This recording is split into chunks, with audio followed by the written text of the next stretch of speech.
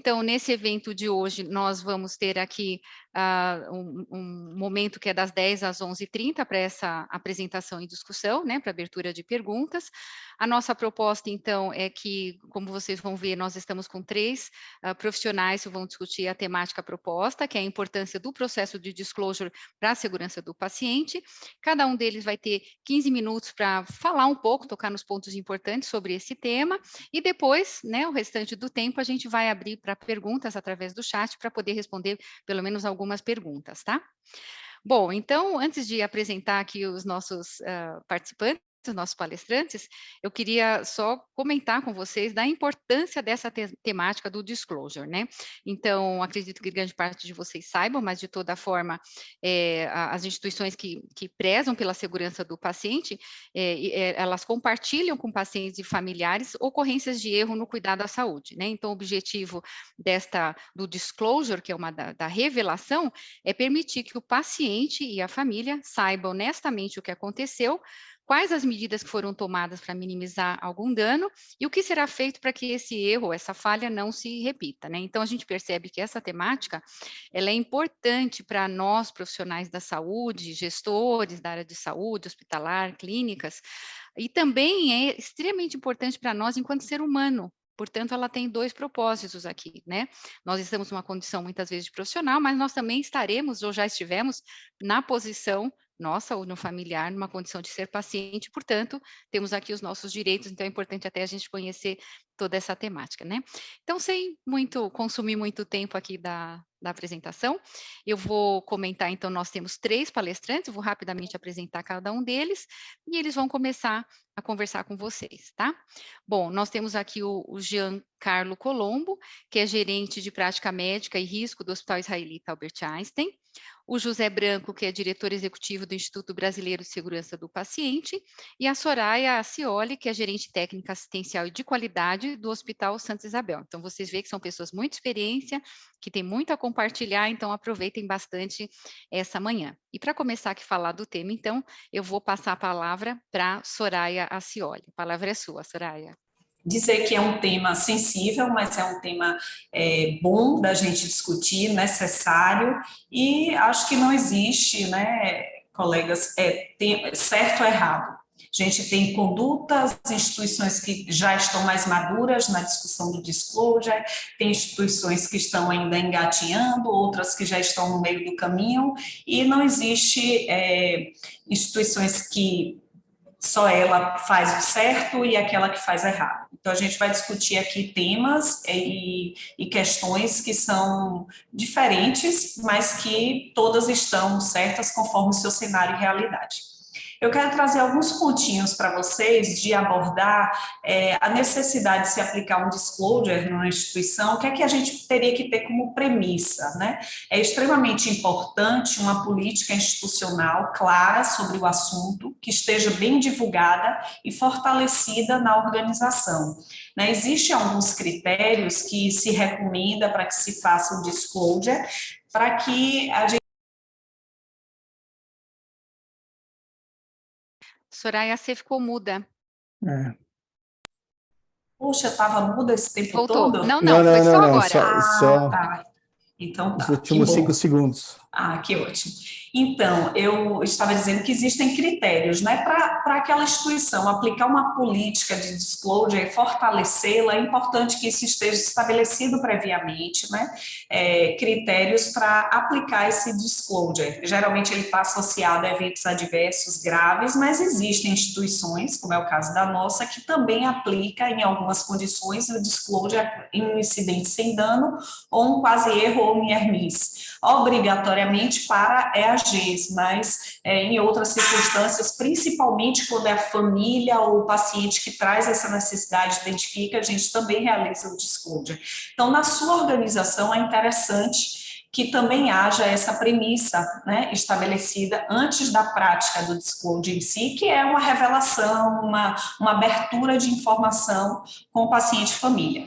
Também é interessante, dentro dessas premissas iniciais, uma composição mínima de quem realiza essa revelação, essa abertura de informações. Então, o gestor da unidade, o gestor de risco, o médico responsável pelo paciente, uma gerência imediata, avaliar quem compõe esse comitê mínimo de revelação. E aí partir para o disclosure. Muitas vezes ele é numa perspectiva inicial e a gente combina depois com o paciente e família num prazo de 30 dias, de 20 dias, para poder fazer um disclosure final. E nesse contexto é interessante alguns pontos críticos a se observar, do tipo, ocorrer em um local reservado, em horário agendado, garantir que essa comunicação transcorra de forma clara, compreensiva, ter atenção às reações emocionais que podem ocorrer durante a revelação, postergar, às vezes é necessário postergar uma comunicação ao paciente ou seu familiar para evitar situações de estresse ou ansiedade, quando você vê que aquele não é o momento adequado para isso. Então, essas são algumas premissas que a gente recomenda inicialmente para as instituições que ou que já aplicam e querem rever sua política ou que vão iniciar na prática do disclosure. Outra questão fundamental e importante para a gente fazer o disclosure é ter uma cultura organizacional centrada no paciente. É importante que a gente tenha pontos já de práticos de envolver paciente e família no cuidado. Então, se você já é uma organização que disponibiliza informações de segurança, faz educação em saúde, envolve o paciente e a família no autocuidado, dá retorno e satisfações às demandas dele, promove esse diálogo com o paciente na fase intra-hospitalar, muito provavelmente vai ficar um ambiente mais seguro, confortável, caso haja necessidade de praticar o disclosure com essa família, devido a essas boas práticas que já vêm sendo conduzidas durante o internamento hospitalar do paciente. Esse disclosure pode ocorrer ainda na fase intra-hospitalar ou no pós-alta. Outro ponto de atenção que a gente traz aqui para discutir e compartilhar é a cultura de segurança consolidada, né? E isso está vinculado a uma segurança psicológica e cultura justa. A gente sente que existe na instituição um clima uma atmosfera de confiança, de encorajamento, que é diferente de ausência de responsabilização. Mas quando você tem na organização essa cultura de segurança consolidada, a visão de cultura justa e segurança psicológica entre os colaboradores das mais esferas hierárquicas, você sente que isso, para envolver a família nessa atmosfera de confiança, ela é mais fácil. Para nós aqui, como exemplo, foi fácil trabalhar essa atmosfera de confiança quando nós passamos a aplicar a matriz de decisão do NHS. Nós tomamos como exemplo essa matriz para entender o que era o limite entre a cultura justa e essa ausência de responsabilização, e é bem interessante essa matriz, eu recomendo. Um outro ponto é definir pessoas e preparar estas pessoas para fazer o disclosure. É importante que não é qualquer pessoa que tem condições de ir para um fórum, né, com o paciente e para a família, falar de assuntos que às vezes são delicados. A gente está falando aqui de falhas ou de eventos que geram um desfecho, muitas vezes podem gerar um desfecho clínico de impacto negativo na vida do paciente que foi assistido. Então, a gente entende que é um tema delicado, que é sensível e que não dá para a gente chegar para essa família de todo jeito e de toda forma. É importante que a instituição aí trabalhe com esse comitê mínimo que vai fazer revelação de eventos para o paciente, para a família, trabalhe técnicas de comunicação não violenta, trabalhe essas pessoas para mediação de conflitos, para conversas difíceis, negociação, trabalhe em soft skills. Às vezes, estar na mesa diante de paciente de família para revelar um evento adverso exige de nós até a técnica do rapport. Então, eu preciso me posicionar, eu preciso ter um tom de voz, um posicionamento, uma gesticulação, um olhar, uma compreensão que transmita empatia, né? Às vezes, até o momento de dizer, a gente interrompe aqui, nós continuamos esse disclosure em um outro momento, ele pode se dar integralmente naquela mesma hora, ou ele pode ser divididos, né, em disclosure inicial e final, pelo menos essa experiência prática que a gente tem. Porque realmente é muito delicado, né, discutir isso. E também nessa perspectiva de preparar a organização e as pessoas para essa prática, a gente trabalhou aqui simulações realísticas. Acho que outras organizações também fazem isso. Então, a gente pegou casos reais e nós chamamos alguns atores para poder simular o papel do paciente, da família, e colocamos os gestores, aquelas pessoas que fariam parte daquele comitê mínimo de revelação. Então, a gente colocou essas pessoas diante de situações.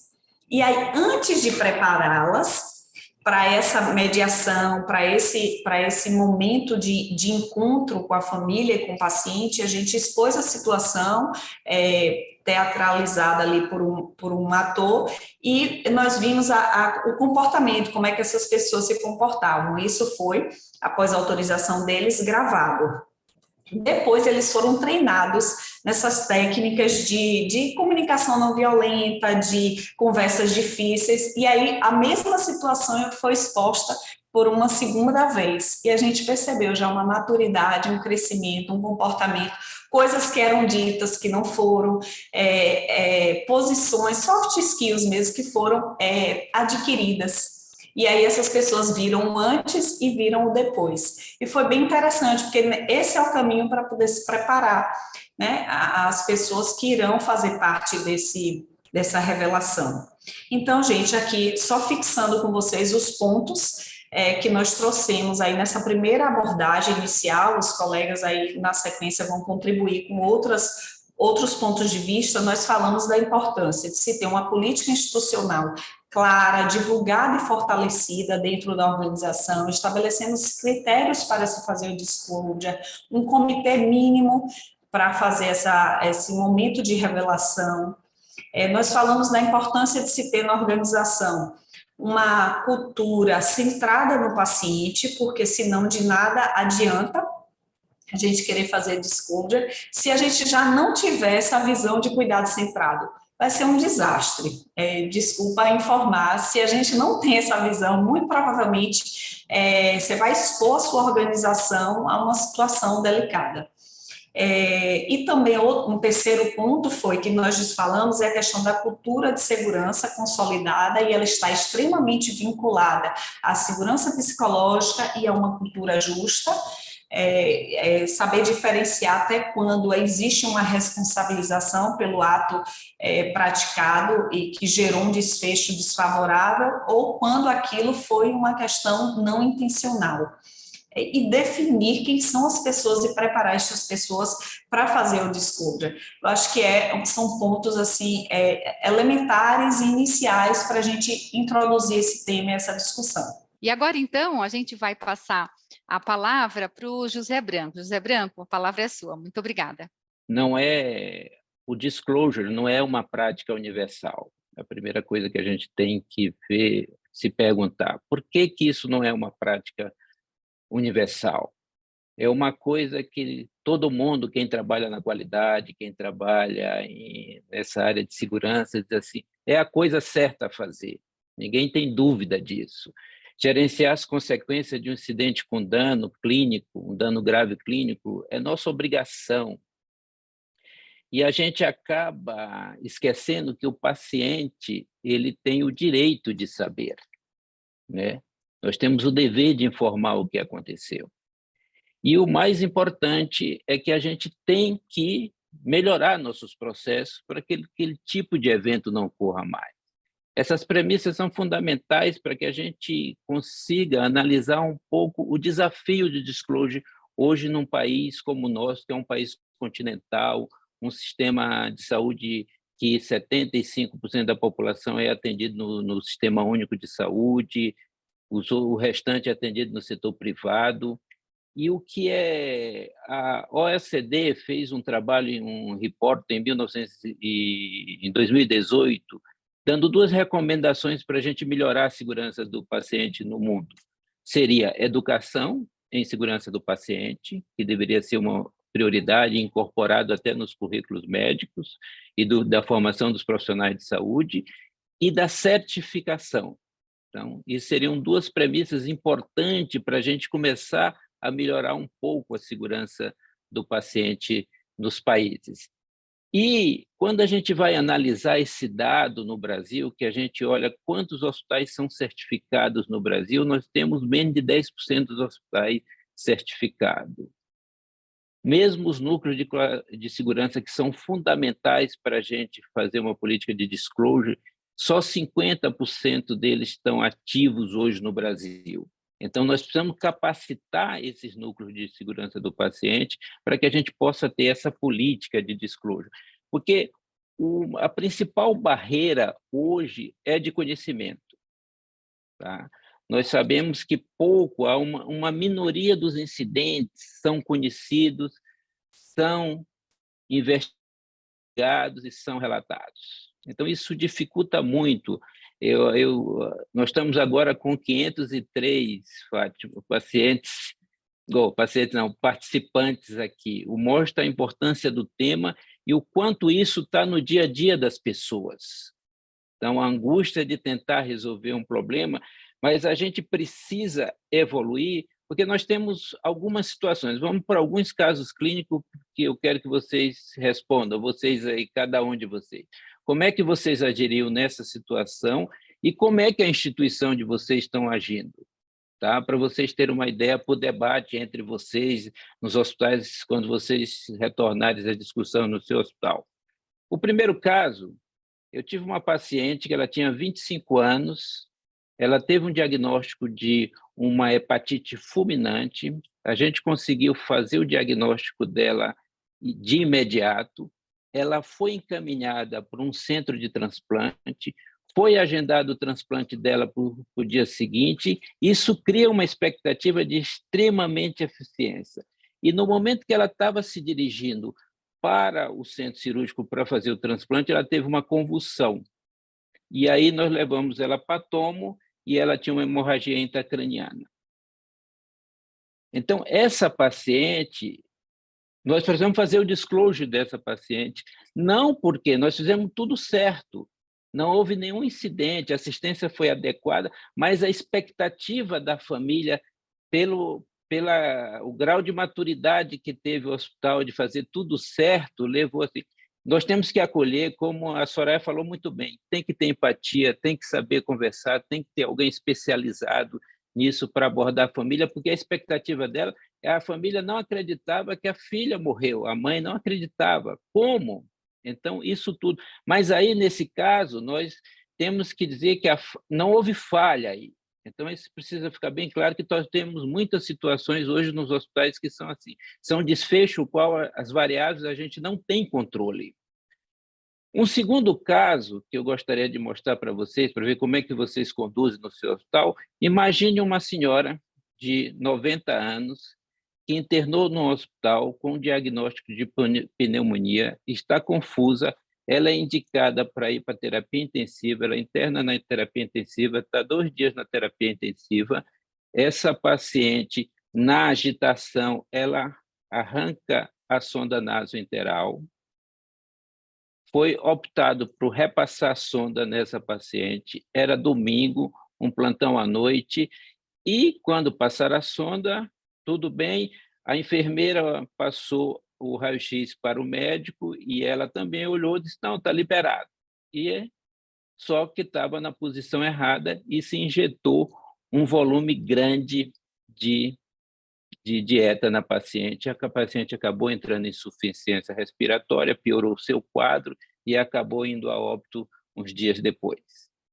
Isto é uma situação que a gente precisa refletir muito bem, porque esse é o grande número de eventos adversos que ocorrem em pessoas frágeis, maiores de 70 anos, que muitos analisam e pensam assim, esse paciente ia morrer mesmo. Por que eu devo? Por que você defende uma política de disclosure tão aberta? Se essa paciente, mesmo ela curasse da pneumonia, a chance de morrer no primeiro ano de vida após uma pneumonia é muito alta. Então, isso é o primeiro grau de amadurecimento que a gente precisa da instituição, que ela entenda que o evento é um só, não importa a idade, para a gente não interpretar que, porque leva a um segundo ponto que é mais complicado. Imagine uma paciente, o terceiro caso, imagine uma paciente que se submeteu a uma cirurgia oncológica, abdominal ressecada bastante, ela foi de alta 3 dias depois, e 7 dias depois ela volta volta ao hospital com uma insuficiência respiratória aguda, e nós estamos diante de um tromboembolismo venoso. E, rastreando o prontuário, nós identificamos que essa paciente não recebeu a profilaxia adequada. Isso é um outro ponto do sistema que nós temos violação, a violação do protocolo, a violação da autonomia médica, que é um ponto interessante que precisa ser discutido no nosso meio, até de quando o protocolo é institucional, é uma política institucional. Eu não posso ficar achando que a autonomia me permite que eu não faça profilaxia. Não, mas não tem indicação, esse paciente eu conheço, ele está estável. Não, o protocolo institucional é para todo mundo. Então, não independe, eu não posso te dar essa autonomia médica. Então, é um outro ponto, é de como a instituição encara essa violação e se nós vamos levar isso para o disclosure com a família. Então, são fundamentais essa reflexão. O terceiro caso, ele é emblemático também, que mostra de como a gente trabalha e que a gente tem que ter muito cuidado quando se faz segurança do paciente. Imagine um hospital em que eu tenho a endoscopia acordada, que ela é feita com um anestesista, que usa-se Propofol. Mas eu lá, por uma resolução qualquer, a equipe decidiu fazer 2 endoscopias ao mesmo tempo, com Propofol. Uma acompanhado com o anestesista e o outro acompanhado pela técnica. Uma paciente, e o critério usado pela equipe, sem passar pela direção, qualquer resolução da equipe de endoscopia, foi assim: quem tem mais de 65 anos, o anestesista fica na sala comigo. Quem tem menos vai ficar. A paciente tinha 36 anos, tomou o Propofol, iniciou a endoscopia dela, fez o exame, deixaram ela lá e foram para outra sala fazer na idosa, na paciente idosa, mais de 65. E a paciente acabou falecendo, a jovem paciente de 36 anos, que ficou sem assistência na sala, só com um técnico. Então, são situações que são extremas, que com certeza você tem que enfrentar esse problema do disclosure, porque isso acontece. Ele é raro, ele não é frequente em todos os hospitais, mas todas essas 3 situações, ela é muito frequente no nosso meio. E como as instituições têm trabalhado isso? Muito das instituições têm trabalhado no mundo no sentido de, primeiro, que tem o que a Soraya falou muito bem, nós temos que implantar uma cultura justa, que a gente possa relatar, ter todo um preparo para fazer o disclosure, mas o Reino Unido, Canadá, Austrália e alguns estados nos Estados Unidos têm optado por uma comunicação rápida e resolução. Uma vez que eu identifique que houve um dano grave, em que o problema foi no processo assistencial, eu tento resolver esse problema, comunicando e tentando dar um desfecho do ponto de vista financeiro. Porque nós temos que entender que, muito dessas situações, a pessoa era a única fonte de renda da família. E isso tem enorme impacto e nós temos uma responsabilidade também nisso. Então, isso faz com que, em muitos países, houvesse uma diminuição dos litígios e do valor, a literatura médica já mostra, do valor pago por esses litígios, porque houve uma abordagem. Mas muito dessa estrutura está baseada no que a Soraya falou. Eu tenho uma estrutura de disclosure, eu tenho uma cultura justa no meu hospital, eu sou um hospital certificado, e a segurança do paciente está no DNA da minha instituição. Ela não está fora ou num quadro, ela está dentro do nosso DNA. E a instituição, quando faz a opção pela transparência, ela toma essa decisão e esse grau de maturidade ela permeia por toda organização. Ela não pode ficar só da qualidade ou só na diretoria, porque uma das principais barreiras do disclosure ainda é a autoproteção, daquele que vai relatar, daquele que está envolvido, da organização, por medo do impacto da imagem, pelos riscos financeiros. E uma vez que eu faço essa opção por uma resolução, uma comunicação e rápida resolução, eu tenho que colocar no meu orçamento um valor para esse tipo de litígio, porque eu começo a entender que isso faz parte da minha rotina e que, de alguma forma, eu vou adiar isso, mas eu tenho que monitorar isso, fazer a monitorização disso e ter o dinheiro em caso de uma indenização. Então, muitos hospitais estão evoluindo para isso, no sentido de se tornar mais seguro, transparente, mas, ao mesmo tempo, sabendo da complexidade desse sistema e da dificuldade que nós temos no cuidado. E isso faz com que se entenda que o disclosure, a eficácia do disclosure honesto e aberto, ela tem que ser intrínseco, ela tem que ser da organização e de todos as pessoas que constituem aquela instituição. E assim, você pergunta assim, depois desse quadro geral todo, tem solução? Tem. A gente fica, às vezes, triste com os números, com tudo. Não. Eu acho que a saída para o nosso sistema de saúde no Brasil e no mundo é a gente ter uma Agência Nacional de Segurança do Paciente, similar ao que a gente tem uma Agência de Segurança de Aviação. Com isso, a gente trabalha esses eventos e de uma forma que todo mundo passe a adotar as recomendações para evitar aquele tipo de evento. Não que a gente trabalhe em silos, como a gente trabalha fragmentado hoje. Cada instituição aprende, fica para ela, não passa para os outros. Essa instituição daria uma proteção até para que não se use esse disclosure para situações no processo contra a instituição. Isso é uma discussão que tem muito nos Estados Unidos, no Canadá, que esses relatos de disclosure não sejam usados no litígio normal. Então, são discussões importantes que a gente precisa incorporar no nosso dia a dia. Recentemente, nós tivemos uma enfermeira condenada nos Estados Unidos por um erro de medicação. Então, há um movimento, por isso, da necessidade da gente ter hospitais mais seguros. Os hospitais precisam seguir, não só ser certificados, mas precisam seguir um padrão de segurança, isso possa ser avaliado através de indicadores. Era isso que eu queria falar inicialmente, estou aberto aí ao debate para que a gente possa aprofundar algumas questões. Excelente, José Branco, muito obrigada pelas suas colocações e principalmente pelos exemplos reais, assim, ou vamos dizer, de histórias para poder ilustrar, né, e fazer com que todo mundo compreenda e esteja na mesma linha, viu?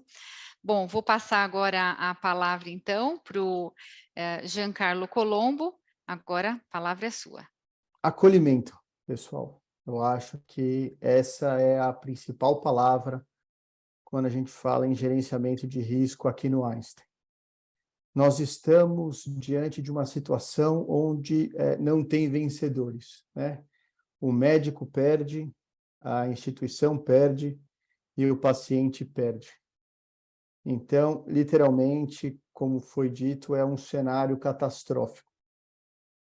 Então, o acolhimento, estar junto nesse momento difícil, independente qual vai ser o desfecho, se vai ser uma judicialização, se vai ser um termo de acordo, se vai ser uma conversa positiva, estar junto acho que é a melhor saída, é a forma como nós entendemos.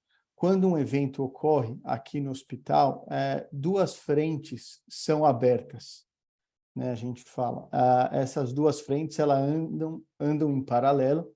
Então, essa primeira frente é uma frente que ela é focada em melhoria, né? Então, vamos analisar o caso, vamos entender o processo e vamos ver como podemos melhorar esse processo para que isso não volte a acontecer no futuro. E tem uma segunda frente, que é uma frente, literalmente, do disclosure, né? Do acolhimento dessa família. E como a Soraya falou, muitas vezes a gente descobre que não foi um evento adverso grave, que não foi um evento catastrófico, que pode ter sido até uma experiência extremamente negativa para a família. mas isso não exclui a necessidade de um disclosure ou de um risco jurídico, um risco de imagem, que hoje é extremamente importante e deve ser visto pela instituição. Então, qual é o nosso processo aqui? Muitas vezes, o disclosure inicial, ele acaba sendo feito pela própria equipe assistente que está ali. Então, pelos gestores, algumas vezes pelo médico. Então, treinar, de repente, uma equipe, né, tão grande é uma dificuldade enorme. Porque apesar do que muitas pessoas pensam, né, que é só ter uma conversa, estou acostumado, faço isso. Poxa, existem diversas técnicas e diversos cuidados que você tem que ter numa conversa com o paciente, né? Os pacientes, eles questionam algumas coisas, eles inferem algumas coisas, e isso acaba tornando uma segunda conversa, um disclosure final, extremamente mais difícil. Então, a ideia é que nós tenhamos uma equipe, né? E hoje é a equipe a qual eu coordeno aqui da prática médica, e nós tentamos realizar tanto o disclosure inicial e o final. Então, quando o evento ocorre em um momento em que a gente esteja aqui no hospital, normalmente a gente desce para fazer essa primeira conversa com a família. No disclosure inicial, normalmente é o momento de escutar, né? Escutar as angústias, amparar, acolher, mas é um momento que nós falamos muito pouco, né? Nós não temos as respostas, nós ainda não entendemos o que ocorreu e nós também estamos sofrendo por esse evento catastrófico. E aí nós pedimos, né, para essa família um prazo aqui um pouquinho maior do que o Soraya, a gente pede aqui na instituição até 45 dias. Acho que muito importante nesse momento é nós oferecermos o nosso telefone, um meio de contato para que essa família tenha alguém de referência. Não existe nada pior de você ter perguntas e não ter a quem perguntar, né? Acho que essa falta de acolhimento, de entrosamento, é o que acaba gerando uma postagem negativa, uma judicialização. Então, normalmente eu deixo até o meu telefone pessoal com os pacientes para que eles possam me ligar, mandar mensagem a qualquer hora do dia e que a gente possa conversar, mesmo que eu não tenha a resposta, pelo menos ele tem alguém para quem conversar, para quem questionar. E aí, durante esses 45 dias, dentro dessas duas frentes, então, uma frente é realizada toda a análise para entender o evento, classificar esse evento, entender os pontos de melhoria, e a outra frente, que é a frente na qual eu trabalho, é uma frente onde eu vou procurar, junto à diretoria, então aí, de novo, fazendo referência ao que a Soraya falou, você tem que ter uma cultura institucional de segurança, uma cultura não punitiva, uma cultura onde a liderança esteja extremamente engajada com o processo. Então, a gente vai discutir com essa liderança, a nossa realmente é muito engajada, então uma liderança jurídica, uma liderança técnica, uma liderança até em nível de CEO, para que a gente possa, de fato, encontrar o melhor caminho para solucionar toda essa situação. Então, quando a gente fala, pessoal, vou trazer até um pouquinho aqui de alguns resultados, né? O disclosure é bom ou é ruim? Né? Tem sempre essa questão. Eu acho que aqui, dentro desses 567 participantes, e nós aqui, acho que todos, de certa forma, acreditamos no disclosure, por isso que nós estamos aqui. Mas aquilo que o Dr. José falou, é uma menção verdadeira. Poxa, será que enquanto eu estou fazendo o disclosure, o outro lado da mesa não está assim? E olha lá, esse tontão está falando tudo o que eu preciso para eu levar agora para um tribunal e judicializar, ele está admitindo toda a culpa aqui conosco, né? Então, será que, do ponto de vista jurídico, é um movimento assertivo? Então, eu queria trazer até aqui, pessoal, um pouco da nossa experiência, né, dos nossos dados. Então, para vocês terem uma ideia, no ano de 2022, nós tivemos 546 casos relacionados a reclamações, a serviço de atendimento ao cliente, casos que são levantados dentro das próprias áreas aqui dentro do hospital, no safety, casos são levantados pela diretoria que acabam chegando na nossa área, casos que são discutidos em nível de comercial, como os relatórios, e até muitas vezes comportamento médico disruptivo, que acaba sendo um assunto extremamente importante, mas acho que não cabe hoje, né? Mas muitas vezes relacionado a evento adverso, né? Já é muito bem descrito na literatura que comportamento disruptivo pode aumentar em até 13% eventos adversos graves, até 27% near miss. Então, é um comportamento que, quando a gente foca em cultura de segurança, ele deveria ser inaceitável. Bom, enfim, totalizam 546 casos. Desses 546 casos, nós tivemos 42 casos que nós levamos para discussão com a diretoria jurídica, que é o que nós denominamos aqui de casos de risco jurídico. Desses 42 casos, 7 deles evoluíram para termo de acordo e apenas um caso foi judicializado. Então, imagina que de 546 casos, ou vamos reduzir o número para 42 casos com risco jurídico, nós tivemos 2,38% de judicialização. A literatura preconiza em torno de 3% a 4% de judicialização. Então, acho que tivemos um número extremamente feliz. Mas, independente do termo, acho que o principal é esse dado aqui. 100% desses pacientes que nós fizemos termo de acordo retornam para o Einstein e continuam acreditando na marca. E 76% de todos os 42 pacientes que foram tratados em risco jurídico retornam para o hospital, retornam para a instituição. Então, eu acho que esse é o nosso winner point. Aí, por isso que eu falo do acolhimento, né? Porque o objetivo é, além de você proporcionar o bem diante de um evento tão ruim, diante de um evento catastrófico, é você fazer com que o paciente continue acreditando em você, né? Com que ele continue acreditando na instituição. Então, isso é a nossa, de verdade, assim, de certa forma, vitória, né? Porque a gente continua com esse paciente engajado e a gente tem certeza, é um baita feedback de que nós fizemos o melhor para esse paciente. Então, em relação ao risco jurídico, era isso. Um outro tema que havia sido pedido para que eu pudesse discutir um pouquinho, que é a segunda vítima. Então, o que é a segunda vítima, né?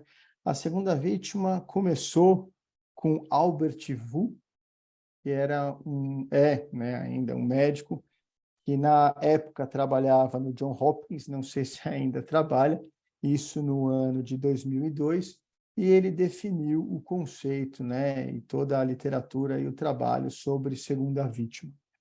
E segunda vítima, na verdade, a equipe que cuida deste paciente, né?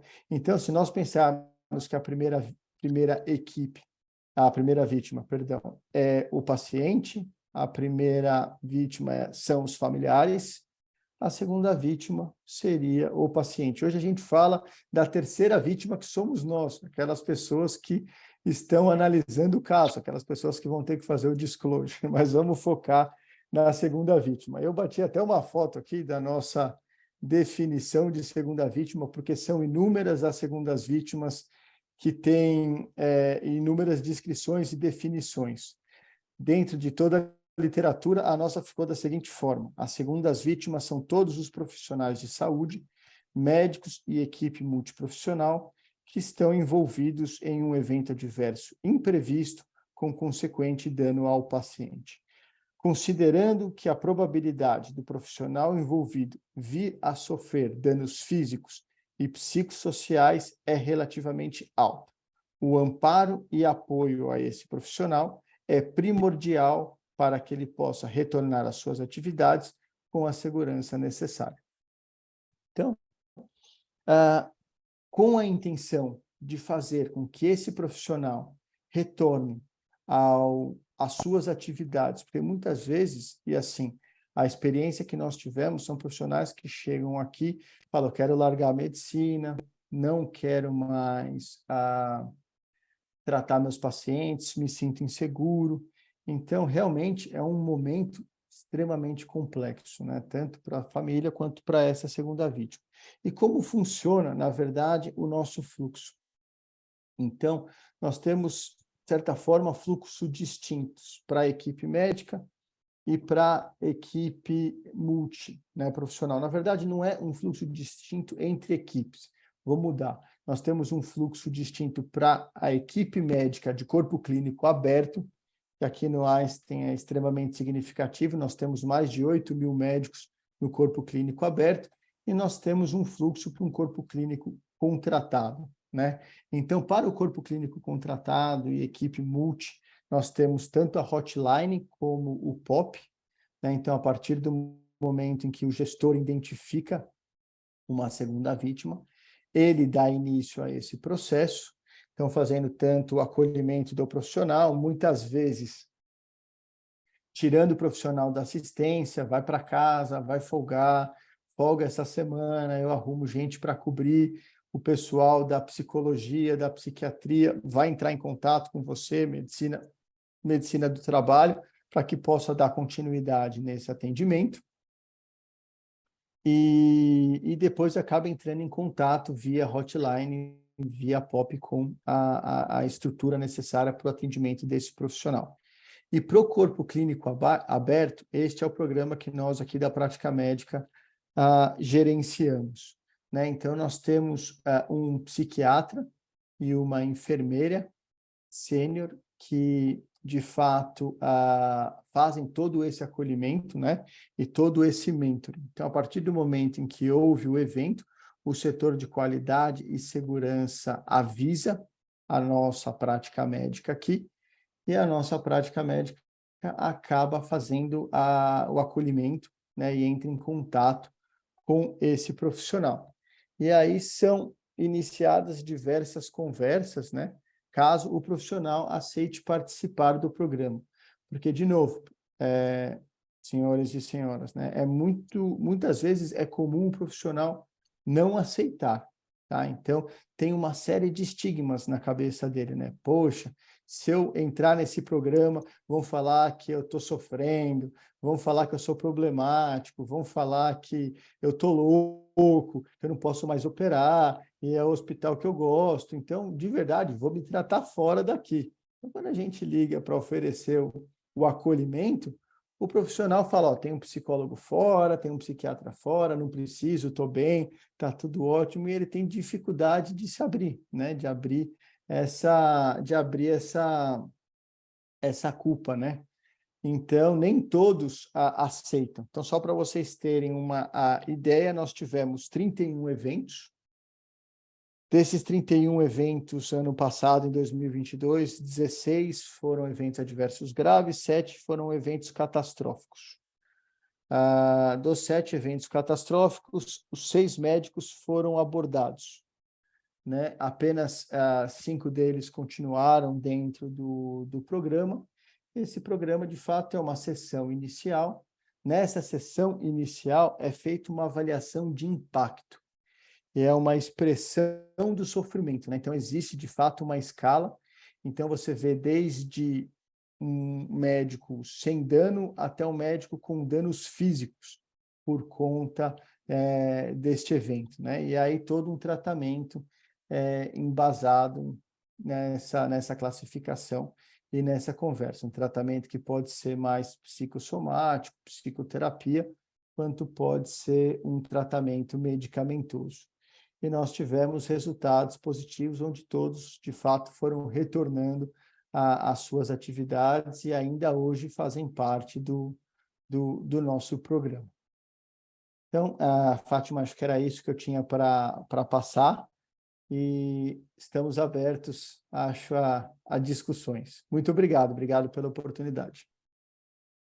Excelente, Giancarlo, muito bom ouvi-lo, muito bom ouvir a todos aqui, né, os palestrantes. A gente está com bastante tempo para as perguntas, então rapidamente só falando o que cada um aqui da mesa, vamos dizer assim, discorreu um pouquinho. A Soraya falou muito da importância das boas práticas para manter um bom relacionamento, né, em diversas situações, tanto no intra quanto no extra-hospitalar. Falou um pouco sobre a importância de se definir e preparar bem as pessoas, né, preparar pessoas específicas, inclusive com esse perfil, para realizar o disclosure. Falou da importância, inclusive, de simulações realísticas, que pode ser e deve ser a prática já de muitas instituições, né, entre outros assuntos.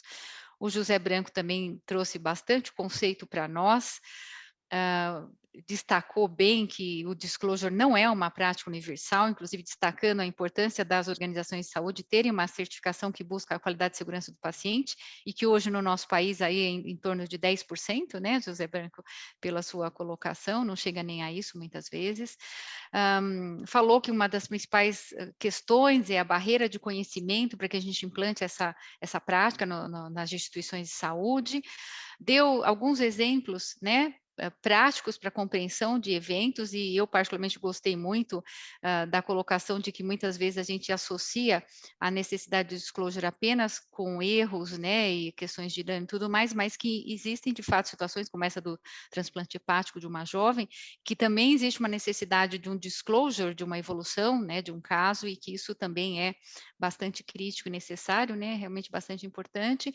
A importância dos protocolos institucionais e quanto há violação desses e, portanto, muitas vezes ocorrência de danos, né, de eventos com os pacientes. O Giancarlo trouxe para nós a análise e a importância da análise de revisão de casos para poder se mudar processos e evitar que aconteçam outros eventos similares, né? A importância do acolhimento da família para trazer oportunidades, né, de situações mais favoráveis bilateralmente. Falou de risco jurídico, risco de imagem, tudo isso realmente percorre, né, essa temática. Contou muitas situações de como o Hospital Israelita Albert Einstein trabalha com essa temática, trouxe números, prazos, né, quando acontece o primeiro momento, segundo momento, falou da importância de se ter gestores e médicos bem preparados, além dessa experiência que vocês têm aí no Einstein, que é ter uma equipe preparada exclusiva, né, vamos dizer assim, além de outros profissionais que podem estar envolvidos. Que a cultura institucional é bastante pertinente, né, para que tenha sucesso no disclosure, e trouxe temas de uma abordagem da segunda vítima, que realmente é bastante importante, e eu concordo com você, viu, que existe mesmo vamos dizer assim, um preconceito, um estigma, né, quando existe uma abordagem dos profissionais. Eu também vivo isso na organização onde eu trabalho, e de fato existe um certo risco, medo, né, que as pessoas têm de fazer essa abordagem, então foi bastante importante você trazer esses conceitos aqui para todo mundo que está presente, né? Muito obrigada a todos. Bom, tem diversas perguntas, eu vou começar então com algumas são dirigidas especificamente para alguns palestrantes, e a gente vai aqui discutindo então um pouquinho mais aí, que a gente está com bastante tempo, né? Bom, vou fazer aqui a primeira pergunta, tem que correr aqui a quantidade de perguntas, são tantas, nós vamos conseguir, peraí. Bom, uma das perguntas é da Natália Formentini. Acho que essa pergunta vai bem para o José Branco. Ela pergunta quais cursos são recomendados para o disclosure. Você teria alguma recomendação? Ou quem tiver aqui, né, dos três que puderem fazer essa recomendação, acho que pode ser bom para todos. Assim, primeiro você precisa, a Soraya até pode complementar, mas as pessoas precisam ter um conhecimento geral sobre segurança do paciente. Isso é uma abordagem, até porque as situações são muito complexas, né? Hoje você tem vários tipos de formações, hoje você tem até no próprio IBSP um programa de qualificação multiprofissional para esses profissionais, para que ele possa entender. Segundo, ele tem que ter um preparo psicológico para lidar com essas situações, tá? Porque ele não é uma coisa especificamente que ele tenha, porque ele vai se dar em muitas situações, como o Jean Carlos falou muito bem, situações extremamente difíceis, tanto em relação à família como em relação ao colega. Ele precisa ter uma formação humanística bem ampla, tá? Fora isso, você tem formações nas grandes universidades, o próprio IHI, o, né, hospitais americanos, que na Universidade Americana, que tem formação para isso, para disclosure. São essas as formações. Mas o importante é eu ter um campeão da causa. Essa pessoa vai estudar, vai entender, e ser uma pessoa habilidosa, ter essa habilidade de conversar em situações difíceis, que isso é uma habilidade, não é para todos. Essa habilidade, o jeito que o Jean e a Soraya têm, isso é muito raro. Isso não é uma coisa simples de se adquirir, isso vem com o tempo, vem pelo jeito, durante toda a sua formação, eles são grandes articuladores, capazes de entender, e são principalmente, que é a principal característica desse grupo, são excelentes ouvintes. São aqueles que conseguem ouvir, para que se possa elaborar uma resposta. Vamos ver o que a Soraya e o Jean ajudam aí. Então, é excelente, doutor José Branco, começar com essa visão de que a gente precisa compreender sobre segurança do paciente, né? Se não for assim, não vai conseguir progredir nos demais temas, e esse que é tão sensível. Mas sobre esse preparo das pessoas, esse preparo prévio, é interessante que eu não vou recomendar aqui o curso com a empresa, mas a temática em si, aí você busca algumas indicações, além daquelas internacionalmente conhecidas, como já fora citado, o IHI, mas a gente tem vários grupos, inclusive de profissionais de saúde, aí com empresas que trabalham e preparam os profissionais para conversas difíceis, extremamente importante que aquela pessoa ou aquelas que irão compor aquele comitê mínimo de disclosure estejam preparadas e treinadas em conversações difíceis, em mediar conflitos, em realizar a gestão desses conflitos e negociação, também em técnicas de comunicação não violenta, porque a gente comunica muito mais, às vezes, com a posição dos nossos ombros, com os nossos olhares, né, com a posição do nosso braço sobre a mesa no momento de um reporte a um paciente, à família. Então, é interessante esse treinamento em técnicas de comunicação não violenta, inclusive, às vezes, não é nem um treinamento, uma leitura também de algum livro sobre o assunto, e a gente tem vários, né? Tem um bastante famoso livro de comunicação não violenta do Rosenberg, Marshall Rosenberg, e é um livro extremamente didático, interessante. A gente pode ter literaturas falando de conversas difíceis e dá um Google aí e coloca esses livros, essa temática, né? Conversas difíceis, comunicação não violenta, e adquire essa literatura que é interessante, acho que compõe, além da prática, como eu citei aqui, de simulações realísticas. Tem alguns grupos no Brasil, alguns profissionais que disponibilizam isso, a gente encontra essa divulgação aí constante, né? Quem é do meio de saúde vê Instagram e tudo, situações práticas disso. Então, eu recomendo que você buscasse esse preparo, tanto através de leituras, quanto também em cursos nessa temática, de comunicação não violenta, conversas difíceis, mediação de conflitos, negociação, vai te instrumentalizar e te apoiar para esse momento.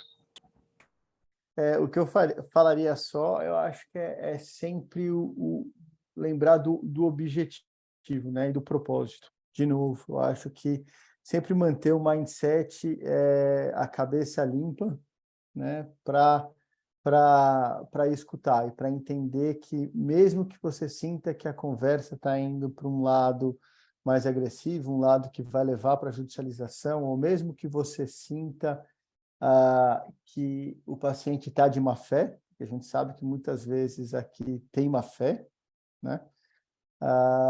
Escute, né? Escute, você está lá para ajudar, acho que esse é o mindset, e gostar, né? Porque realmente não é fácil, né? Eu brinco que tem vez que chegando no hospital, aí fala obrigado, dia, obrigado pelas oportunidades, obrigado pelos meus filhos, chega agradecendo, gratidão, dá 15 minutos do hospital, você já fala, cara, só problema, ninguém me traz uma notícia feliz, é só, preciso de ajuda aqui, não sei o que ali. Então, assim, tem que gostar, pessoal. Acho que essa é a verdade.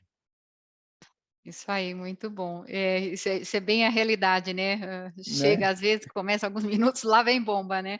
Sabe que eu ia fazer só um comentário antes de vir a outra pergunta, quando o José Branco falou das competências das pessoas que fazem o disclosure, né, é bem importante mesmo, né, e tem coisas que se ensinam e tem outras que não, né, então portanto precisa ter pessoas com certas habilidades comportamentais, relacionais que façam isso, porque às vezes o evento é importante, mas dependendo da abordagem, ela vira catastrófica porque a relação foi ruim e às vezes só piora, né? Então eu gostei muito e é verdade, né? A gente tem que ter pessoas bem, além de bem preparadas, com características específicas, né? E ninguém tem que ter medo disso, é bem a verdade mesmo, né? Nem todo mundo é preparado para isso ou tem as habilidades próprias, né? Tem uma outra pergunta bastante interessante que eu vou fazer, veja qual de vocês gostaria de responder. É uma pergunta do Benedito Macedo. Ele fala assim: por que o disclosure de incidentes sem dano ou near miss não são realizados ou realizados só eventualmente? Já que a jurisprudência tem o entendimento que, mesmo não havendo dano suportado pelo paciente, a falta do dever de informar o risco hospitalar também é passível de indenização por danos morais. A decisão sobre o disclosure, ela não é só uma decisão do ponto de vista jurídico, né? Então, eu vou citar um exemplo, tá? Um caso. Tá? Uma paciente, uma senhora, 80 anos, testemunha de Jeová. Essa paciente precisou fazer um procedimento cardíaco, certo? E inicialmente conversado com a família, e toda a família refere que não gostaria que a paciente recebesse sangue, enfim, tal, toda aquela parte cultural, né, religiosa do Testemunha de Jeová. E aí, dentro da sala cirúrgica, conversando com a paciente vira e fala: doutor, gostaria que você fizesse tudo para me ajudar. E não cita ou não menciona a transfusão sanguínea, mas pediu para que você fizesse tudo para ajudá-lo. Tenho muito a viver, quero ver meus netos crescerem, enfim, vamos lá. E aí a paciente complica e no intraoperatório você transfunde 2 bolsas de sangue para ela porque você achou que fosse perder essa paciente. Essa paciente vai para a UTI extremamente grave, entubada, e acaba evoluindo a óbito. E você, depois que transfundiu as 2 bolsas de sangue, viu que o termo liberando a transfusão sanguínea não estava assinado. E quando você vai falar com o filho no pós-operatório, ele fala: mas minha mãe não recebeu sangue, né, doutor? E aí a gente faz a abertura de cenário. O médico não fala nada, nem que recebeu, nem que não recebeu, mas você é o médico responsável por fazer esse disclosure. E aí, pessoal, o paciente faleceu, você deu sangue para ela e a família está ok referente ao óbito, porque eles entendiam que era uma cirurgia cardíaca, eles entendiam que era um procedimento complexo e eles aceitaram bem que a paciente faleceu. Mas você faz um disclosure que esse sangue foi dado? Se eu falar para você, não fala, você pode contra-argumentar e dizer: poxa, mas você não está fazendo isso porque você quer tirar o hospital da reta. Porque se essa família souber, certeza que ela vai te processar. Mas coloca o lado humano em cena. A paciente faleceu. A paciente, dentro da religião desses familiares, está indo para o céu, está fazendo todo o percurso, ela é digna, enfim, não vou entrar em méritos religiosos. Mas a mãe faleceu do jeito certo. E se você contar que essa mãe recebeu sangue, talvez tudo que foi conquistado, todo o carinho, etc., que ele tinha pela mãe, talvez passe a ser modificado. E você vai causar muito mais dor do que você vai, de fato, trazer benefício fazendo esse disclosure. Então, é a dúvida do disclosure, pessoal. Nem sempre ele é claro, muitas vezes ele é cinza. E, às vezes, nós optamos por não fazer e nos arrependemos, e, às vezes, a gente faz um disclosure, você vai embora da sala, você fala: puxa, por que eu entrei? Eu só trouxe dor, discórdia, sentimento ruim, e daqui não vai sair nada bom, independente do resultado jurídico. Essa é a minha opinião. Nossa, e um exemplo riquíssimo que o Giancarlo trouxe faz a gente realmente fazer uma reflexão extremamente importante. Acho que você foi muito feliz nesse seu exemplo, dessa experiência, né? Mas é riquíssimo, muito importante. O que mais, gente? Fátima, me permita colaborar aí, mesmo falando depois do Giancarlo, doutor José Branco, com essas situações que eu vejo que às vezes há uma inquietude por parte das pessoas que estão aqui interagindo conosco sobre quando realizar esse disclosure, porque a gente acompanha e vê aqui no chat, e essa inquietação em relação a um near-miss, um quase erro, deveria ser praticado, né, o disclosure ou não, e é semelhante ao que o Giancarlo trouxe, um exemplo mais delicado, mas nós vivemos uma situação aqui em relação ao laudo de exames de imagem. E aí eu tenho duas situações para relatar rapidamente, para dizer o porquê que fazer, o porquê não, o que é que gera, o que é que agrega de valor à instituição e ao paciente ou à família.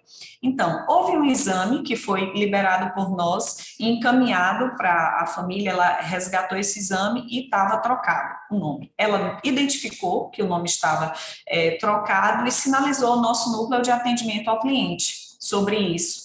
E a gente percebeu que, de fato, houve essa falha, chamamos a família, o paciente, na oportunidade foi o familiar que pôde comparecer, a gente, né, prestou as nossas escusas e esclarecemos para ele o que houve e quais foram as barreiras implementadas para que isso não ocorresse novamente.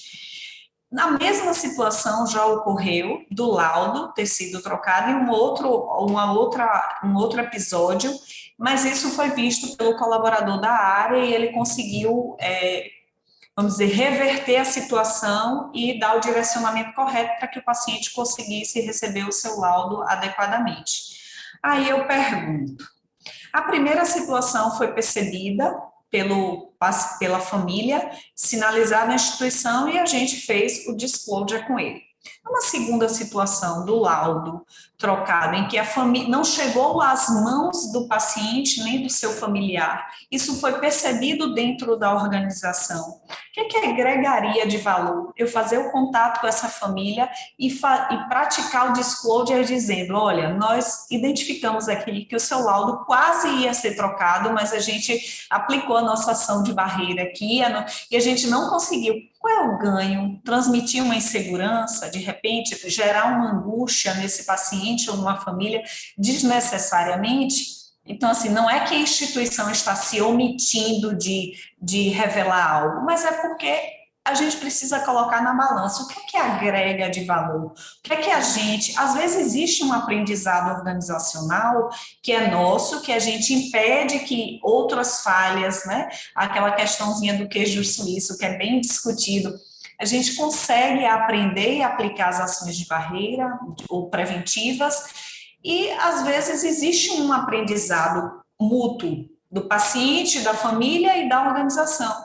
Então, sugiro que a gente sempre pese isso. Que tipo de aprendizado, o que é que eu agrego de valor para ele quando eu preciso fazer um disclosure de um near-miss? Então, foi isso que lá no início eu trouxe sobre quando se deve estabelecer critérios de disclosure. Não é praticar omissão, mas é entender o que é que agrega de valor. Espero aí ter contribuído um pouquinho mais aí com a inquietude e a pergunta do nosso participante. Exemplo maravilhoso, Soraya, maravilhoso, é isso aí. Mas eu acho que a gente cria, quando está trabalhando com disclosures, com qualidade, a gente cria muita ansiedade de que a gente vai resolver todos os problemas de uma hora para outra. Isso não é verdade. Uma cultura de segurança, isso que o Jean, que a Soraya está mostrando aí, isso vem de uma cultura de anos, que foram trabalhadas para que a gente chegasse nesse nível de discussão nessas duas instituições. Isso é preciso ter muito claro, porque o Jean colocou, e a Soraya muito bem, existe a vida como ela é, como diria Nelson Rodrigues, existe uma outra coisa. Eu tenho que ter muito cuidado, porque eu quero me precipitar para ir um caminho, eu primeiro preciso resolver os mais graves, os disclosures mais graves, até para criar uma cultura na minha instituição, para que eu possa entender e isso seja uma alavanca para que a gente melhore a segurança do paciente na nossa organização. Porque se eu não partir desse caso grave, não é lá no near miss que eu vou conseguir modificar a minha cultura. Porque eu preciso permear, eu preciso conquistar o jurídico, eu preciso conquistar o financeiro, eu preciso conquistar a diretoria do hospital, que isso é importante, que isso é o correto a fazer e que nós temos que garantir que essa prática de segurança seja uma coisa no nosso DNA.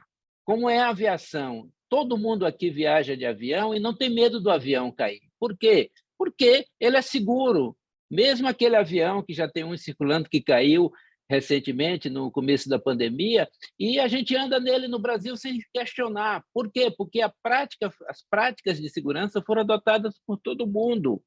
É isso que a saúde precisa entender. A gente tem que adotar essas práticas de forma a parar de recomendar. Nós temos que fazer o certo todas as vezes. E isso como política institucional, como política governamental, tendo uma agência que incentive isso, porque senão a gente vai ficar perdido achando que tem pequenas soluções.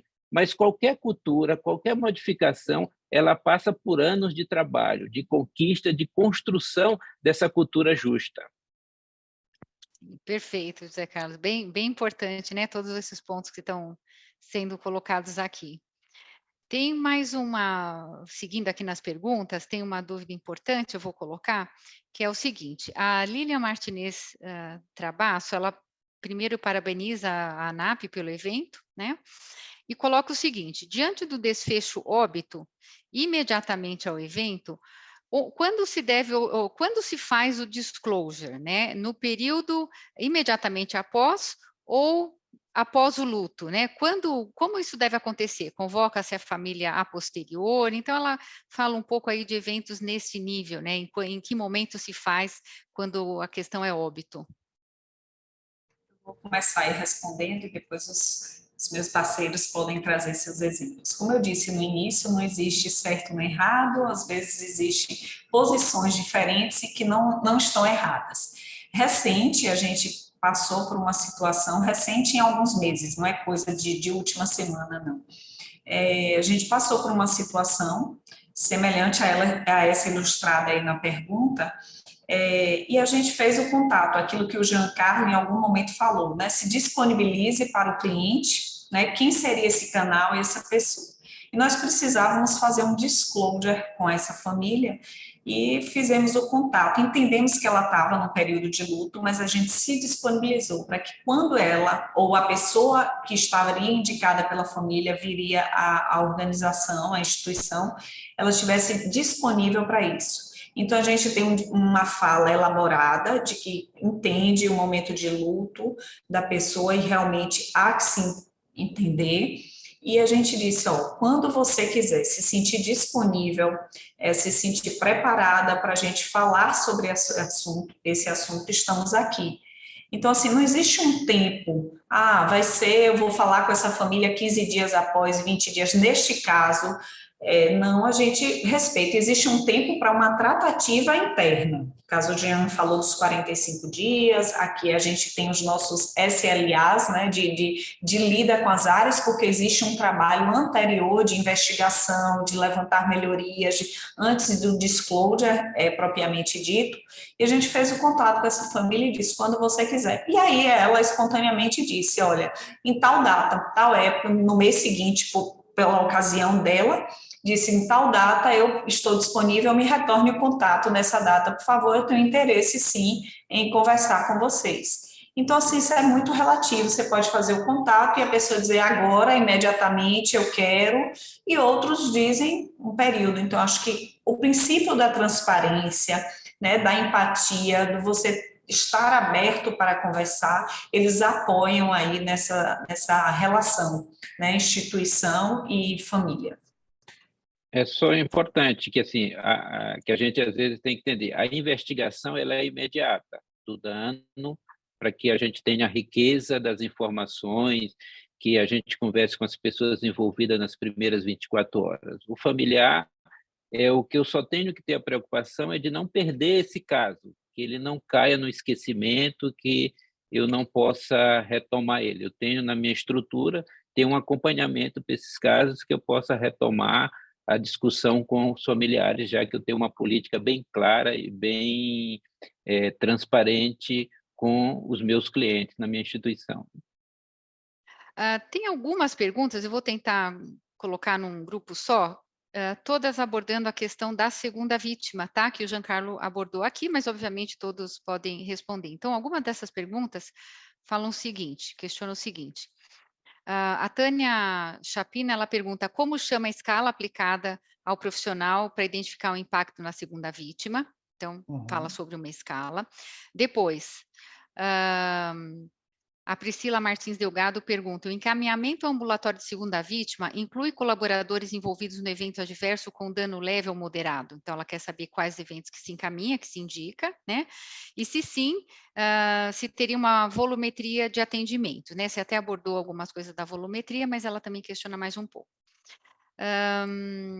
Tem mais uma questão aqui sobre segunda vítima, que é o seguinte, gostaria de saber mais sobre a abordagem da segunda vítima, quando ocorre o evento, as pessoas ficam sensíveis e a gente acaba talvez complicando esse trauma quando se faz abordagem durante a investigação, ela faz essa afirmação, né, talvez fazer algum comentário sobre esse aspecto. Acho que aqui já coloquei bastante, senão eu vou demorar muito aí na pergunta. Em relação à última pergunta, que eu acho que, de fato, ela talvez seja uma pergunta muito importante, eu vou colocar o outro lado para você. Imagina se nós não realizamos a abordagem dessa segunda vítima durante a análise do evento e esse profissional comete suicídio. Então, concordo com você e acho que o seu ponto de vista é extremamente importante, no sentido de que trabalhar com ele durante a análise pode ter altos e baixos, e certamente vai ter altos e baixos, né? Então, recentemente, nós tivemos aqui um caso de anóxia fetal, médica obstetra, e toda vez que o RN, né, ia passar, por exemplo, vai fazer hipotermia, vai fazer uma ressonância, ela ligava para a equipe, quero conversar, estou desesperado, hoje é dia da ressonância, hoje vai sair da hipotermia, vai tentar tirar a sedação, ver se acorda, sabe? Então, assim, foram diversos momentos de altos e baixos ali, né, de fato, porque realmente é extremamente complexo esse tipo de atuação. Mas eu acho que é mais importante nós pecarmos para o excesso e, de novo, acolher e participar e estar junto durante esse período, do que, de fato, nós aguardarmos para tentar fazer uma abordagem posterior. Claro que o profissional tem todo o direito de aceitar ou não aceitar fazer parte do programa. Referente aos dados da equipe multiassistencial, eu não tenho eles de cabeça, eu tenho mais da equipe médica, que é o que a gente gerencia aqui no escritório. Mas eu posso levantar, sem sombra de dúvida. Aqui, sobre o encaminhamento do colaborador, a gente tem um canal de contato, né, no que a gente chama aqui de APS, que é Atenção Primária à Saúde, e lá existe um núcleo que, se demandado, atende, ou se a gente, na tratativa, até perceber a necessidade de encaminhamento desse colaborador, em particular, a gente trata com ele. Sim, é muito peculiar aqui na nossa prática diária que essa demanda apareça ela durante a tratativa, a equipe de qualidade que está envolvida ali naquela tratativa sente a angústia daquele colaborador envolvido e, em particular, depois o referencia e conversa com ele sobre a necessidade de um atendimento, o que a gente chama no fluxo de segunda vítima, e aí a qualidade põe esse colaborador em contato com a área, o núcleo que faz essa tratativa, que é da psicologia ligado à gestão de pessoas da instituição. Outras vezes, a própria pessoa liga diretamente para esse núcleo e aí fala sobre a necessidade para eventos que geralmente eles são procurados em eventos adversos graves, em situações de near-miss ou incidentes sem dano, a gente não tem muita procura. Tivemos um caso aí emblemático recente de um acontecimento na hemodinâmica, né, onde uma paciente pós-procedimento, isso não é tão recente, não. Deve ter o quê? Acho que 2 anos, mas esse foi um dos que mais a gente, que nos marcou. Uma paciente após procedimento, em fase ali de recuperação pós-anestésica, ela caiu da maca. E porque estava sem ainda aquela cinta de contenção, tinha sido retirada. E quem estava na hora na sala, apenas a técnica de enfermagem. Quando fomos para a tratativa desse evento, aí com todos os atores envolvidos, ela foi a que mais se apresentou angustiada com aquela situação. E a gente percebeu que o comportamental dela não estava bem. E aí, em particular, o gestor de risco abordou se gostaria, né, porque é uma coisa também espontânea, como o doutor Giancarlo falou, às vezes o colaborador diz, não, eu tenho um acompanhamento extra na instituição e eu não gostaria de fazer esse acompanhamento internamente. Mas essa técnica, na ocasião, se manifestou angustiada para o gestor de risco e ele disse que gostaria, sim, de ser acompanhada porque ela estava se sentindo muito culpada. Por que ela não observou que o paciente estava sem a cinta de proteção, que ela não ficou ali ao lado dele na cama de recuperação o tempo todo e tal. E ela tinha um discurso assim desconexo até de tamanha angústia e sofrimento que ela estava causando, estava gerando para ela, porque a queda da paciente gerou uma fratura. E aí ela foi acompanhada, se recuperou, está bem, permanece na instituição. Então, assim, são exemplos de que às vezes é espontâneo essa angústia, outros são procurados e dizem que não, que preferem fazer esse acompanhamento fora, outros só demandam o serviço quando são acionados, se gostariam, e outros preferem não. Enfim, é muito, mas o certo é que a gente tem esse fluxo de atendimento à segunda vítima. Acho que a importância ter esse núcleo de acolhimento da segunda vítima, mas vamos colocar 2 problemas que hoje é real e às vezes acontece na instituição que preocupa muito. É quando o mesmo profissional está envolvido com um evento adverso. O evento se repete com esse profissional. E aí a abordagem ele tem que passar para outras instâncias, outro tipo de abordagem, porque você tem algumas situações que o comportamento é negligente. E eu tenho esse profissional nas instituições, e eu preciso abordá-lo de forma diferente. Tá? Então, isso é uma coisa. A segunda coisa é o profissional que ele não se adapta a esse modelo, onde que eu quero mais segurança, eu preciso que todo mundo trabalhe multidisciplinar, que eu vou ter relato de evento. Isso causa uma angústia muito grande nessa população de profissionais de saúde. Ele não se adapta a esse novo modelo, ele tem muita dificuldade. E o terceiro, que é mais preocupante hoje, que nós, pós-pandemia, eu sou infectologista, a gente está lidando hoje com uma situação muito complicada, que é a questão do suicídio. O suicídio parou de ser no jovem, ele é em qualquer profissional, em qualquer idade, e pessoas sob alta pressão têm maior risco disso. Eu tenho que ter uma preocupação hoje na minha organização de identificar esse paciente de risco do suicídio, porque isso pode ter impacto, ele pode se dar dentro da minha instituição, ele pode se dar no estacionamento, ele pode ir no caminho. Então, a complexidade desse momento em que existe a expectativa de vida, eu costumo brincar que nós estamos num período de transição, a vida está difícil, mas vai melhorar, pós-pandemia, todas as coisas, todas as dificuldades que a gente tem no trabalho, mas a gente tem que manter o otimismo. Isso, nós vamos sair dessa fase, vamos ter um momento de expansão, de alegria, mas nós precisamos. O setor saúde é um setor ainda que tem processos muito ruins e que precisa avançar, precisa melhorar muito seus processos, precisa entender o que é multidisciplinaridade para conseguir chegar a esses resultados positivos que outras indústrias têm. Mas, assim, hoje o desafio nosso é muito grande. Ser o gestor, entender tudo isso, a complexidade desse sistema e de pessoas que estão envolvidas. Eu acho que hoje o desafio é muito grande, vamos ter muitos momentos de ansiedade, de discussão, para evoluirmos um pouco nessas questões. Bem importante. Vocês sabem que a gente aqui falando de segunda vítima e tal, eu me lembrei de uma situação em que ela hoje a gente também, com certeza, deve ter em várias instituições, que é o seguinte: eu sou enfermeira, né? E eu me formei já faz tempo, eu me formei na universidade pública em 86. E eu me lembro de um evento que aconteceu na época, foi no hospital público, que uma aluna da escola de enfermagem, portanto, no terceiro ano, ela administrou uma dieta que deveria ter sido integral, por sonda integral, foi administrado no acesso venoso central, né?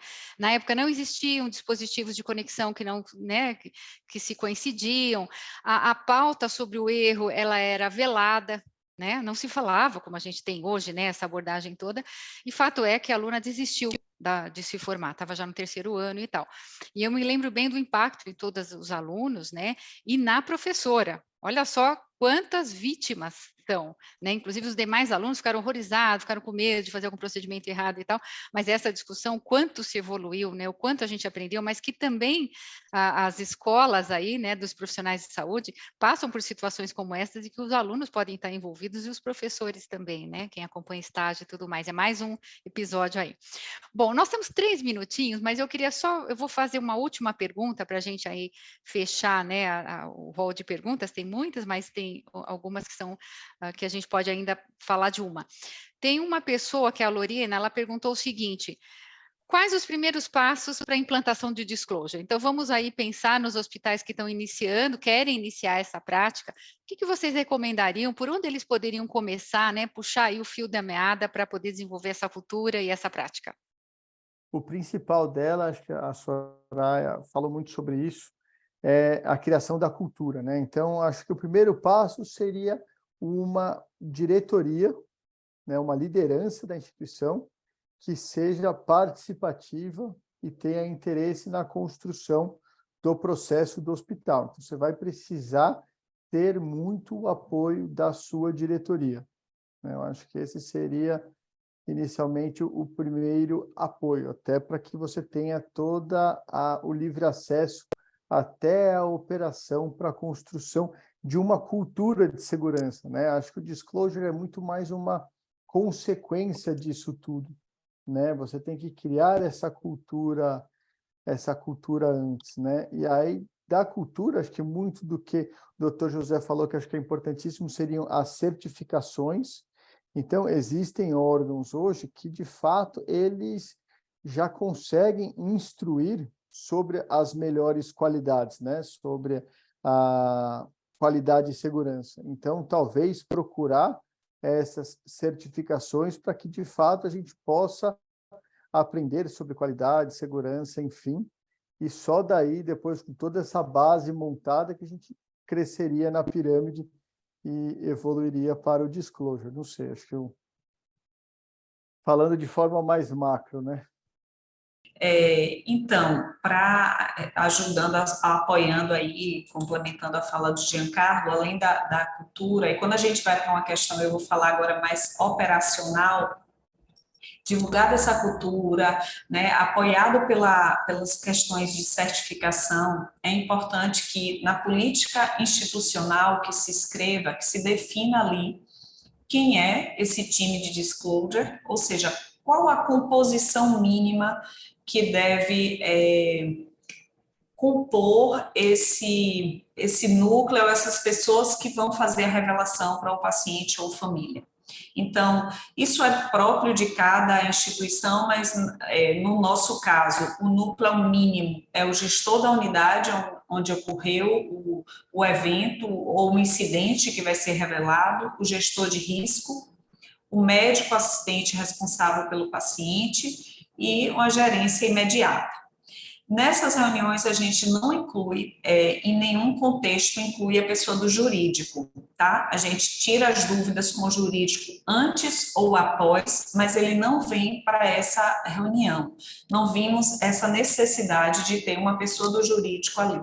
Até para não gerar nenhuma, vamos dizer assim, barreira no diálogo com o paciente e família, porque fica algo um tanto quanto estranho. Então, a gente traz para a conversa pessoas que são dali da assistência, do cuidado à saúde. É importante... Soraya, desculpa te cortar, né? Só para colocar um ponto provocativo. E se a família traz advogado? Já aconteceu. E Traz. aí você põe o seu jurídico junto. A gente tem como regra da instituição também não levo nunca, exceto se vem advogado. Se advogado está por parte de lá, a gente coloca um advogado por parte daqui, porque aí você muda todo o propósito do disclosure, né? Aí é mais coleta de informações para um eventual processo, né? Não sei, só prática. Sim, sim, Giancarlo, esse foi um processo de aprendizagem nosso. Mesmo quando o paciente trazia o jurídico, a gente não trazia nosso jurídico para a mesa.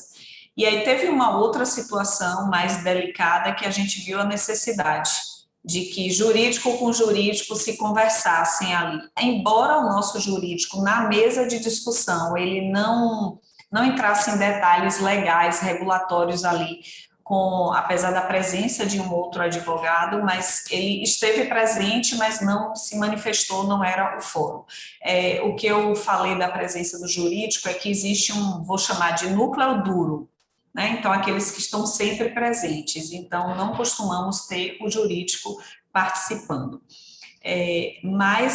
Então, indo ainda para a questão da operação, então você compõe esse núcleo duro, essa composição mínima, você estabelece as responsabilidades, né, desse núcleo que está envolvido nesse processo, também define as responsabilidades de cada um individualmente, principalmente aí do gestor de risco da sua instituição, porque esse gestor de risco geralmente é o facilitador e o articulador entre todos os profissionais de saúde e a família nesse momento da revelação. E existem algumas etapas, vamos dizer, prévias ao disclosure inicial, que já foi até citado aqui na nossa conversa, sobre identificar e reconhecer o evento, qual foi a correção imediata aplicada, como é que isso foi notificado, a comunicação, como é que se deu com o gestor imediato da unidade e com todas as hierarquias ascendentes que precisam ser avisadas, e aí eu abro um parêntese para eventos adversos graves ou catastróficos, isso é comunicado imediatamente ao CEO da instituição. Existe um fluxo de comunicação com o CEO, e a gente faz uma análise, primeiramente uma análise compreensiva da situação, isso é realizado pela qualidade, é reportado ao CEO, e depois das demais tratativas e melhorias aplicadas, a gente faz uma análise concorrente, que aí já envolveu a equipe que estava ali participando daquele evento e o que é que foi feito de melhoria, isso é comunicado à alta gestão da instituição. E aí tem aquele fluxo. Ainda nessa parte operacional, é muito importante ter definido na sua organização como é que se dá o processo da investigação, as estratégias de prevenção de reincidências, e aí sim você parte, depois de todo esse levantamento prévio, o primeiro contato com a família nesse disclosure inicial, se esse disclosure é aplicável ou não, e aí vai para o disclosure inicial e o final. Esse inicial pressupõe você trazer para o paciente ou seu representante legal o que ocorreu, quais medidas foram adotadas para minimizar o dano, quais são os próximos passos, e num disclosure final, geralmente as causas do evento, os fatores que contribuíram e o que é que foi feito e ainda será feito na organização, e assumir responsabilidade, porque é importante. O importante seria que, para você implantar o disclosure, você precisa ter uma ideia de qual é a cultura de segurança. Aplicar o questionário de segurança do paciente é fundamental para que se conheça como é a sua realidade, qual é o conhecimento, e se você já tem isso ao longo de 2, 3 anos, como é que se comportou para que você possa aplicar uma política de disclosure. Uma coisa que se falou rapidamente, só para concluir, que assim, em muitos hospitais que já estão maduros, sabem do que os eventos adversos graves ocorrem com óbito, eles tentam essa política de uma comunicação rápida e resolução já com definido que ele é responsável pelo aquele dano e que ele vai indenizar. Então, são coisas importantes, porque nós temos que entender que o nosso sistema, a assistência como um todo, ela causa dano. Então, eu tenho que ter muita responsabilidade, que a Soraya colocou muito bem, e o Jean, que nós temos responsabilidade nisso aí. Se o dano foi causado por nós temos que reparar esse dano também, não tem outra opção. E nós vamos evoluir porque a gente vai trabalhar por dano zero, mas eu preciso, naquele caso em que a minha assistência causou o dano, nós pagamos por isso. Tá ok, muito obrigada. Bom, nós vamos ter que encerrar por aqui, né? Então, a gente espera que, na verdade, todos vocês que participaram através de tantas colocações e estímulos, a gente consiga plantar alguma sementinha, né, nos profissionais e nas organizações, porque até um exemplo aqui dessa conversa toda, o Giancarlo teve iniciativa e pôs o seu telefone lá no chat, e o quanto ele conseguiu propagar a coragem, um monte de gente colocou seu telefone. Foi muito interessante. Então, que se reflita da mesma forma numa prática como essa, né, que todos buscam aí pela segurança e pelos direitos, né, do paciente e da família, que a gente consiga melhorar aí a assistência nosso Brasil afora, né? Então, muito obrigada a todos. A gente vai encerrar por aqui. Já deixaram bastante contatos, depois a gente vê como é que vão ser essas conexões. Muito obrigada a todos, a Soraya, ao José Branco, ao Giancarlo, né, por essa enorme contribuição, com certeza, aí para a melhoria da qualidade assistencial, gente. Um abraço a todos e boa sequência de dia aí a todos. Tchau, Até tchau. mais. Obrigado. Pessoal. Tchau. Obrigado. Tchau, tchau. Tchau, tchau. Tchau, abraço.